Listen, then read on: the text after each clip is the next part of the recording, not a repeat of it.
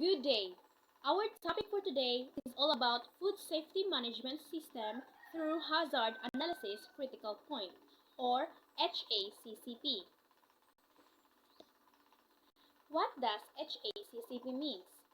HACCP means is a hazard analysis critical control point, a process that identifies specific hazard and preventive and control measure to ensure the safety of food.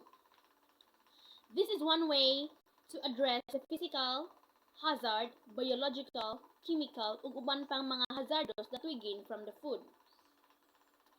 And by knowing this, we can prevent ourselves and others from having contaminated. In addition, this is also a system which provides structures to monitor the food system to prevent foodborne illness, which is very dangerous. So the best thing to do to avoid this foodborne illness is we have to take actions before the problem occurs. So why is it important? It is important for us o ilabi na katong mga maligya ay sa mga restaurant ug katong isig kakilid nga like barbecues ana importante jud gani to ensure and reduces risk kay kita hilig ba gyud ta magkaon-kaon og mga kilid-kilid fast food street food di ay di importante gyud na siya mahibaw-an na to kay we don't even know kung giunsa na lang paglimpyo. As what I have said earlier, that it makes us to ensure and prevent risk from having a food poison. And this ensures when the food is safe and ready to eat. So we must know first before we eat because our health is our wealth. So preventing and ensuring is a better cure. Okay? Okay. Di gid ni siya lalim basta kanang ato ang lawas magsakit-sakit na kay tungod ana napuiso na ta sa mga pagkaon. So preventing is a better cure for us. Next is the 4 types of food hazard. We have here the biological, chemical, physical, and allergenic. First is the biological. Biological hazard is a substance that poses a threat to the health of living organisms, primarily in us as a human. The example of this is the salmonella. Salmonella is a very dangerous disease. Makita nato ni siya sa mga lain-laing pagkaon like vegetables, fruits, chickens, eggs, ug uban pa. If mukaon ta ani nga mga pagkauna with salmonella, there will be a possibility nga kita magkasakit. Apektaran atong lawas tungod ani. So unsa may best way to prevent this disease? So the best way is we have to keep raw meat and poultry separate from the procedure from produce rather and other food when storing groceries. Then wash hands, cutting boards, cutlery, and utensils after handling and cook poultry. Next is wash raw fruits and vegetables before eating. Okay? Next is chemical hazard. Chemical hazard is any substance that can cause a health problem when ingested or inhaled. In addition, these include toxins, dangerous chemicals, residue of excess chemicals used in processing food products. So, for example, for this, the example of a chemical hazard is we have here the water rather. Then the food contact materials such as kitchen equipment and the packaging of the packaging of the product. So kaning water is very important for us kay we should know if safe ba jud ni siya. Kay kaning tubig ra ba usa pud ra ba siya ka importante kay bisag walay pagkaon na tubig. If ever kung nalagi tubig, if ever hugaw siya, so magkasakita, right? So in other way, if we are working in big restaurant, we must know first if it is safe or unsafe, right? Okay. Basin ma-feedback atong ma-feedback basin na negative feedback ang ato ang restaurant nga muna bati bati tag mga bati tag kuan linihukan atong restaurant kay hugaw. So best way gyud na siya nga makibaw ta nga safe na ba siya nga tubiga usa ta mohatag. Okay? Then the kuan the food contact materials such as equipment and packaging of the food.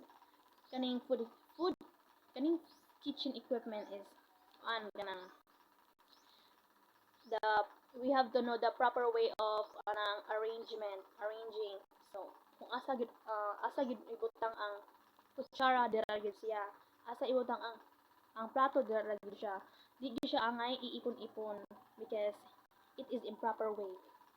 Okay? So next is the physical hazard. Physical hazard is an agent, factor, or circumstance that can cause harm with contact.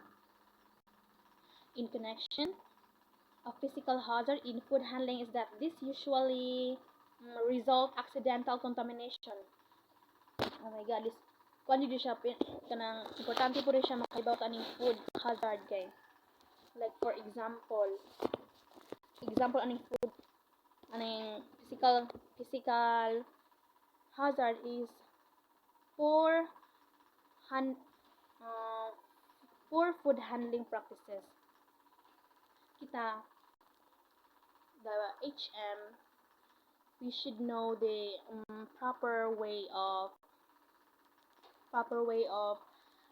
managing and proper way of handling the food and how to serve well and how to serve guys. If ever um kanang pananglitan kanang magluto ta, importante jud nga importante jud nga limpyo ta. We have to practice the personal hygiene. We have to cut our nails, we have to tie our hair, and we have to wear gloves while working, while serving to the customer. Okay? Okay. Importante jud siya. Usa pa sad makita ta nga neat ta while working in the restaurant or in a hotel. Okay? So we have to put in mind kay ma-adapt nato ni siya, ma-apply nato ni siya soon if makatrabaho ta abroad in a big restaurant. Right? So kanindot namang jud og tinuod ni nga makatrabaho ta kuho ng lawas.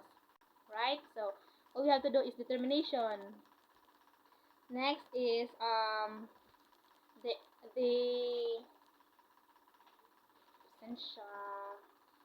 next is the allergenic.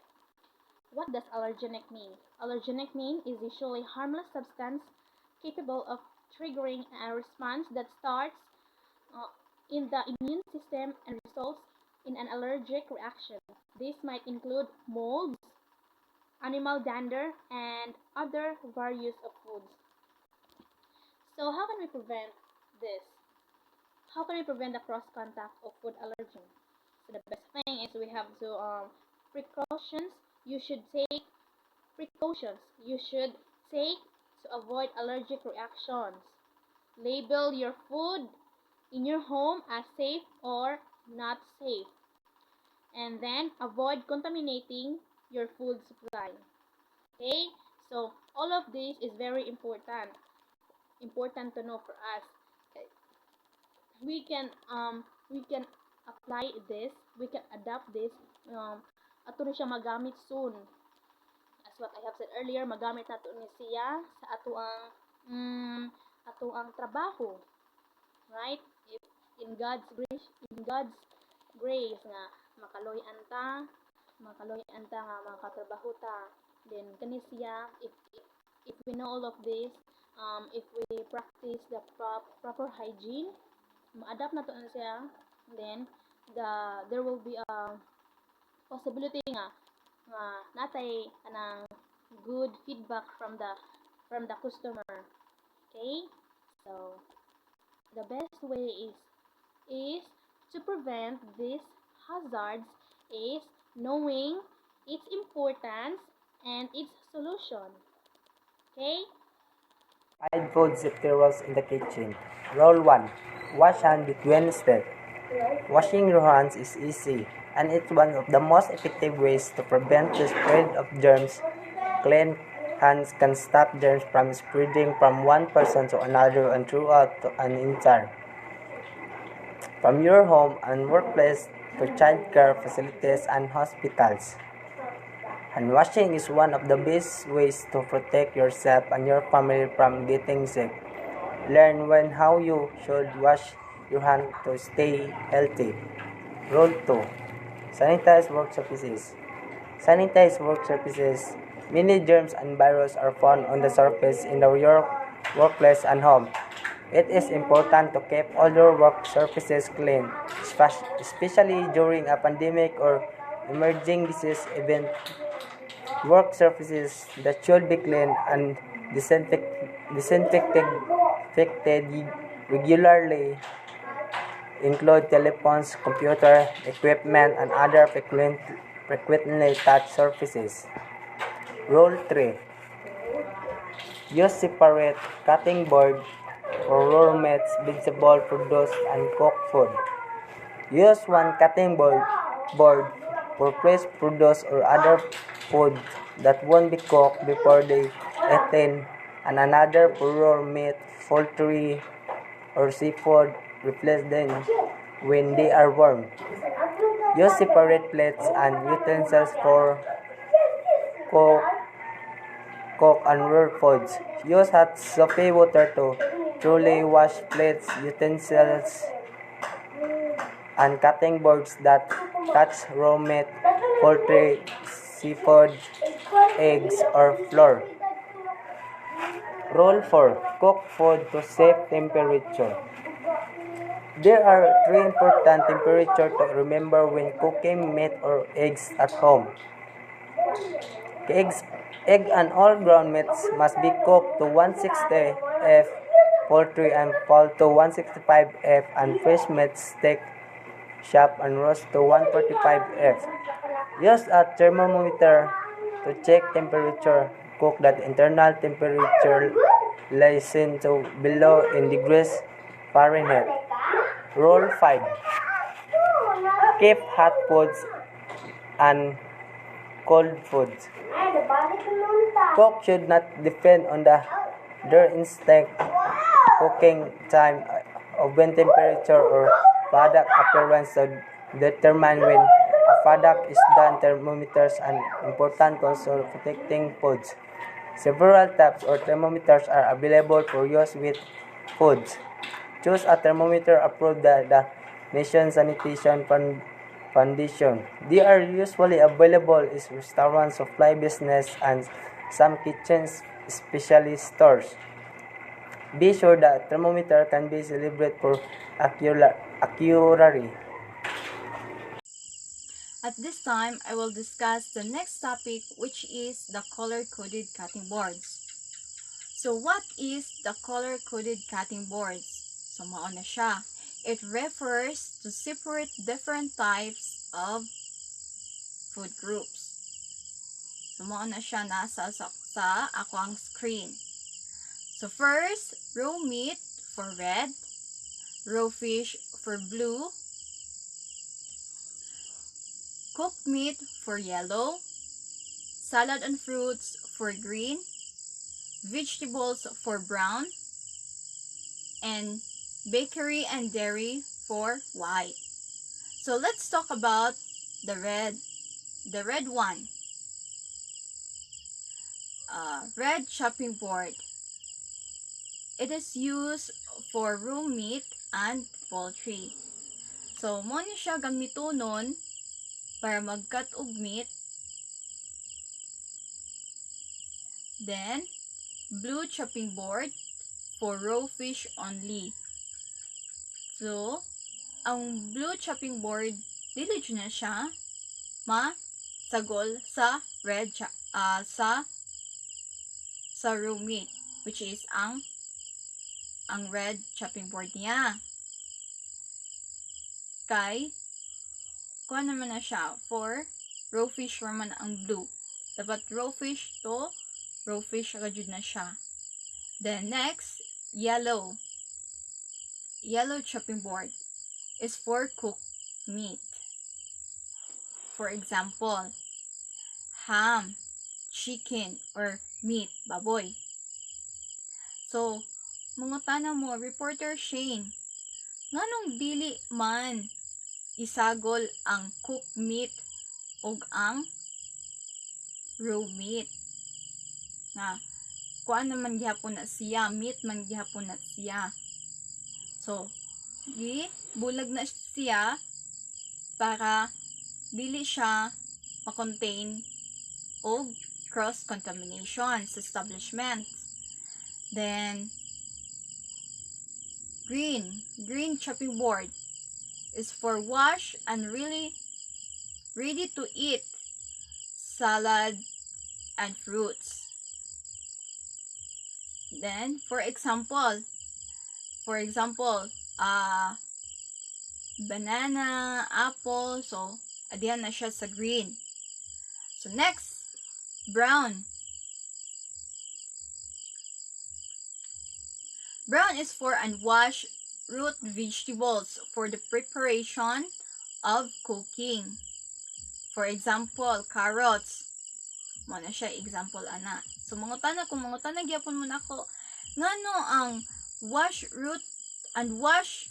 root vegetables ug ang wash nga fruits dili na siya ipunon. Ngano manglahi na sila nga kuan naman unta na fruits naman gyapon na dili na siya because lahi siya ang root vegetables. Kay ang roots vegetables manggod naa siya soil. Wala kay unwashed pa man, so napa siya soil. So dili siya pwede itipon sa wash nga fruits.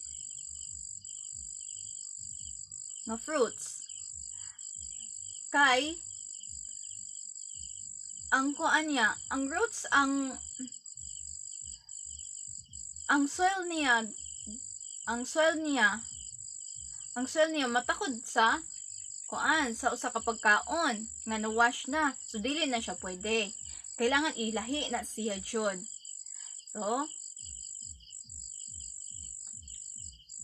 then lastly, the white chopping board is used for to cut bread, cakes, and dairy foods. So, mao na siya ang white chopping board. So, kung mangutanag yapon man ako,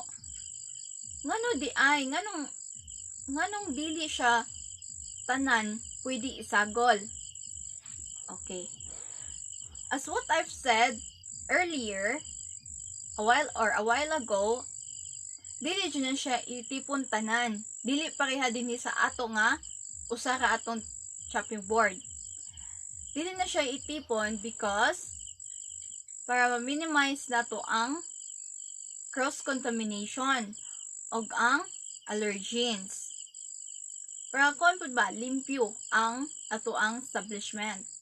So dili na siya pwede na isagol tanan. Hindi na siya pwede isagol. Okay. Sa dinhigod sa ato, no, kay kuan naman siya kanang usa ka gani siya one chopping board only. So sa atong establishment, dili na siya pwede. Dapat ilahi-lahi na siya tanan. Para pod hapsay o safe atong pagkaon. Dili siya makadaot nga. Kuan pod, dapat i-wash properly ato ang mga chopping board. Diba? Dapat lang i-wash properly. Kaya nga namang i-wash properly na siya para sa atoang safety, sa atoang establishment nga safety. So, mao na siya. Practicing HACCP. Personal hygiene, it is very important to prevent food poisoning. It's also good to ensure a safe working environment. Having clean clothes, clean body, and good health is an essential to food handlers. Following the proper hand washing technique is the utmost importance as it prevents the spread of foodborne illness. Customers like to see food handling staff who takes hygiene seriously. Next is the work practice. All the tools of trade, dusters, sanitary wipes should be cleaned and safe to use, and it should be disinfected to prevent the microorganisms to spread. Next is the three-sink system. The three-sink system consists the washing, rinse, and the disinfection or sanitizing. Next is the storage. Correct storage also is important. Proper managing of food will help to prevent food poisoning. It should be stores, kitchen food storage, raw meat storage, cooked meat storage, refrigerator, and blast chillers. All of this is all about practicing the HACCP. Thank you.